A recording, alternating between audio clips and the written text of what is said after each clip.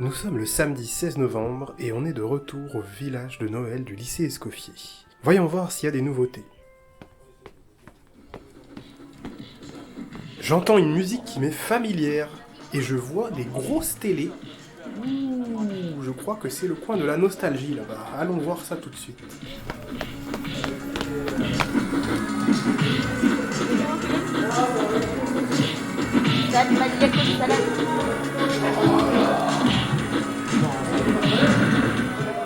Alors là, on est sur un classique de classique. Ce que j'ai fait, c'est pourquoi j'ai amené la PS japonaise?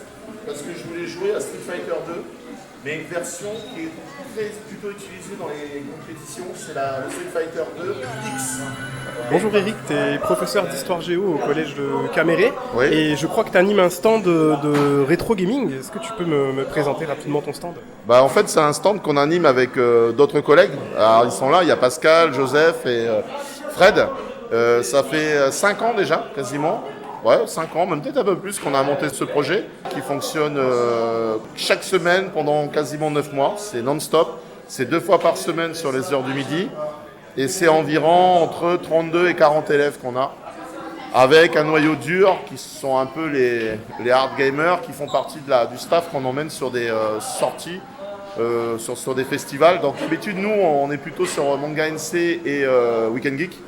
Alors cette année, on a fait Manga NC, ça s'est bien passé. On a eu la proposition de venir animer le marché de jouets. Voilà. Il y a beaucoup de grosses télés, donc des télés cathodiques. Pour ceux qui ne connaissent pas, c'est des vieilles télés qui sont très encombrantes.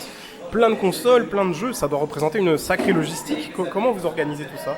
C'est tout rangé dans des boîtes plastiques. Après, les télés, elles sont stockées dans une salle. La logistique, elle s'est faite au cours des années, ça s'est amélioré. Et puis en fait, on a un bon système de rangement, de stockage. On est habitué maintenant à faire ce genre d'événements. La seule chose qu'on demande, c'est de l'électricité et des tables. C'est de la passion, donc nous, ça nous éclate.